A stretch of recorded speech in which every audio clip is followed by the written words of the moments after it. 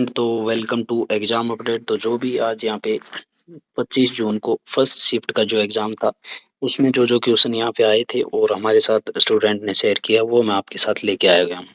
इसी के साथ अगर आपका भी एग्जाम होता है नेक्स्ट किसी भी शिफ्ट में नेक्स्ट डे उससे नेक्स्ट डे, तो आप क्वेश्चन शेयर जरूर करना है। जैसा भी आपको याद है टूटा फूटा वैसा ही आप है जो कमेंट बॉक्स के माध्यम से शेयर कर सकते हैं।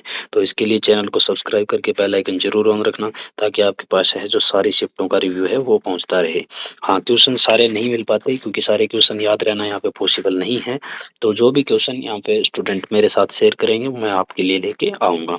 तो वीडियो को एक लाइक जरूर कर देना क्योंकि इतनी मेहनत से क्वेश्चन सेलेक्ट करके क्वेश्चन सबसे पूछ के है जो लेके आना थोड़ी मेहनत लगती है, तो एक लाइक आपका भी जरूर बनता है। तो स्टार्ट करते हैं फ्रेंड्स। फर्स्ट क्वेश्चन यहाँ पे पूछा गया था, यूरोप में राष्ट्रवाद का उदय है वो किस क्रांति के साथ माना जाता है? तो ये माना जाता है आपका फ्रांसीसी क्रांति के साथ। यहाँ पे एमसीक्यू वगैरह याद रहना आपको भी पता है पॉसिबल नहीं है, तो मैं सीधा यहाँ पे आंसर आपको बता देता हूँ। तो जो यूरोप में राष्ट्रवाद का उदय है वो हुआ था फ्रांसीसी क्रांति के साथ। और फ्रांसीसी क्रांति की अगर बात करें तो 1789 में है जो फ्रांसीसी क्रांति ने स्वतंत्रता, समानता और बंधुत्व के सिद्धांतों को जन्म दिया था।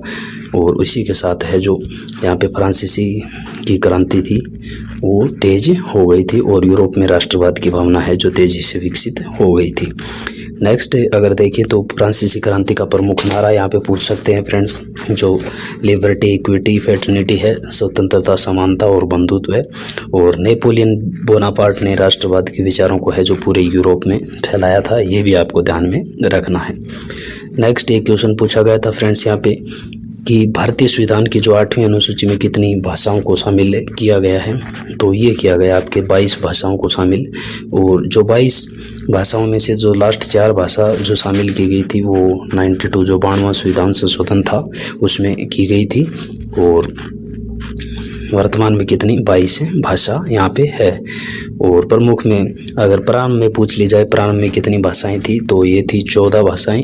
और बाद में इसमें है जो सिंधी 1967 में, कोंकणी, मणिपुरी, नेपाली ये 1992 में, बोडो, डोगरी, मैथिली और संथाली ये 2003 में है जो जोड़ी गई थी।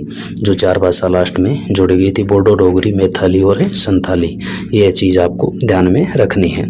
नवीनतम अगर पूछ लिया जाए तो 22 भाषाएं इसमें है, प्रारंभ में थी इसमें 14 भाषाएं।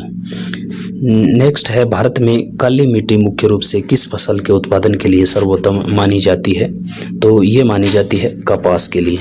कपास के उत्पादन के लिए है जो काली मिट्टी सर्वोत्तम मानी जाती है। और काली मिट्टी है इसमें क्या है, नमी बनाए रखने की क्षमता अधिक होती है और इसलिए कपास की खेती के लिए उपयुक्त मानी जाती है। काली मिट्टी को रेगुर मिट्टी भी कहा जाता है।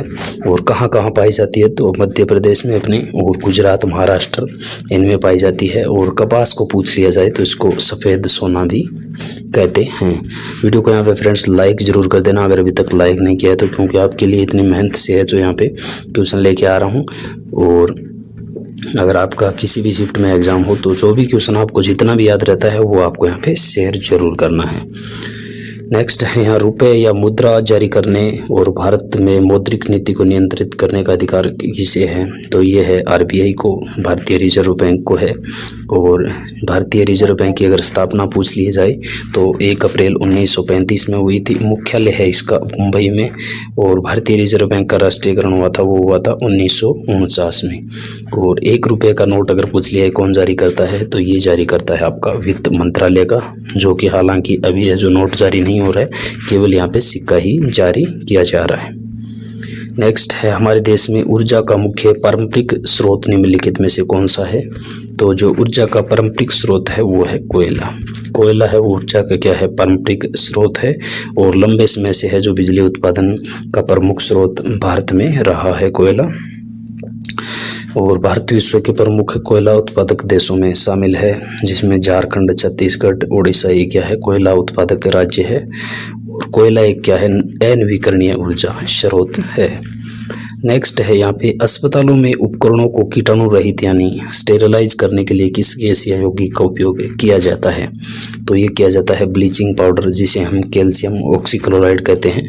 उसी से क्या किया जाता है, जो भी उपकरण होते हैं उनको स्टेरिलाइज करना यानी कीटाणु रहित करना।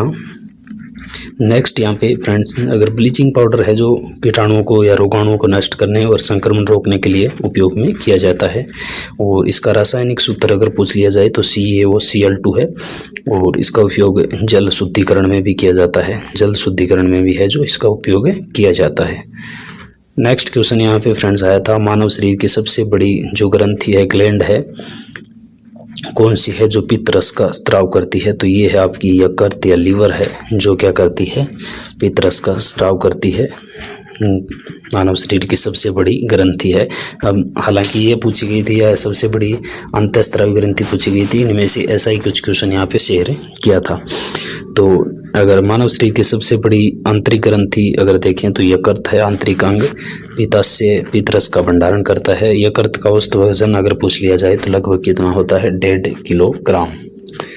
नेक्स्ट है यहाँ पे फ्रेंड्स, वाहनों के पीछे का दृश्य देखने के लिए किस दर्पण का उपयोग किया जाता है? जो वाहनों में मिरर लगा रहता है साइड में पीछे के दृश्य को देखने के लिए, उसमें कौन सा मिरर है, कौन सा दर्पण उपयोग किया जाता है? तो ये किया जाता है आपका उत्तल दर्पण। उत्तल दर्पण प्रयोग किया जाता है। और उत्तल दर्पण क्या करता है, क्षेत्रफल है वो बड़ा दिखाता है, इसलिए इसका उपयोग वाहनों में पीछे का दृश्य देखने के लिए किया जाता है। और उत्तल दर्पण हमेशा है वो आभासी और सीधा प्रतिबिंब बनता है। इसका दृश्य है जो फील्ड ऑफ व्यू है वो क्या होता है, अधिक होता है। नेक्स्ट है यहाँ पे फ्रेंड्स, नेक्स्ट क्वेश्चन पूछा गया था, विभवांतर के मापने के लिए किस उपकरण का उपयोग किया जाता है? विभवांतर है जो पोटेंशियल डिफरेंस मापने के लिए किस उपकरण का उपयोग किया जाता है? तो ये किया जाता है वोल्ट मीटर का, वोल्ट मीटर का उपयोग किया जाता है। और वोल्ट मीटर का उपयोग है जो विद्युत परिपथ में दो बिंदुओं के बीच विभवांतर मापने के लिए किया जाता है। और इकाई अगर पूछ लिया जाए तो वोल्ट है, प्रतीक है V। वोल्ट मीटर को समानांतर क्रम में जोड़ा जाता है। बहुत इंपॉर्टेंट चीज़ है, याद रखना आपको, वोल्ट मीटर को समानांतर क्रम में है जो जोड़ा जाता है। नेक्स्ट यहाँ पे क्वेश्चन है फ्रेंड्स, अम्ल वर्षा का मुख्य कारण हवा में किन गैसों की अधिकता के कारण, यानी जो अम्लीय वर्षा होती है वो हवा में कौन सी गैस अधिक हो जाए उसके कारण होती है? तो ये होती है सल्फर डाइऑक्साइड और नाइट्रोजन डाइऑक्साइड के कारण। इनकी मात्रा अगर हवा में अधिक हो जाती है इन गैसों की तो अम्लीय वर्षा होने की संभावनाएं बढ़ जाती हैं। और ये गैसें क्या करती है, वातावरण में जलवाष्प के साथ मिलकर सल्फ्यूरिक और नाइट्रिक अम्ल बनाती है, और जिसी से क्या होती है, अम्लीय वर्षा होती है। और अम्लीय वर्षा का अगर pH मान पूछ लिया जाए तो 5.6 से कम होता है। और इसमें जो भी फसलें, मिट्टी, जल स्रोत, ऐतिहासिक स्मारक है जो प्रभावित होते हैं। ताजमहल पर है जो अम्लीय वर्षा का प्रभाव आपने सुना होगा, पढ़ा होगा, देखा होगा। नेक्स्ट यहाँ पे जो फ्रेंड्स क्वेश्चन है, नेक्स्ट क्वेश्चन यहाँ पे लिखे तो हिंदी से संबंधित यहाँ पे, राम लक्ष्मण परशुराम संवाद कविता की रचयिता कौन है? तो आसान सा क्वेश्चन यहाँ पे पूछा गया है। तुलसीदास जी के द्वारा लिखा ये प्रसिद्ध प्रसंग है, और इसकी रचना है जो गोस्वामी तुलसीदास ने की थी, और भगवान राम द्वारा शिव धनुष भंग करने और परशुराम के क्रोधित होने से संबंधित ये ग्रंथ है। और तुलसीदास जी के बारे में अगर पूछ लिया जाए तो तुलसीदास जी का जन्म है जो 1532 ईस्वी में हुआ था। और उनकी प्रमुख रचनाएं रामचरितमानस है, विनय पत्रिका, कवितावली, दोहावली। और तुलसीदास को हिंदी साहित्य का महान भगत कवि है जो माना जाता है। नेक्स्ट है यहाँ पे फ्रेंड्स, लंबोदर में कौन सा समास है? लंबोदर में कौन सा समास है?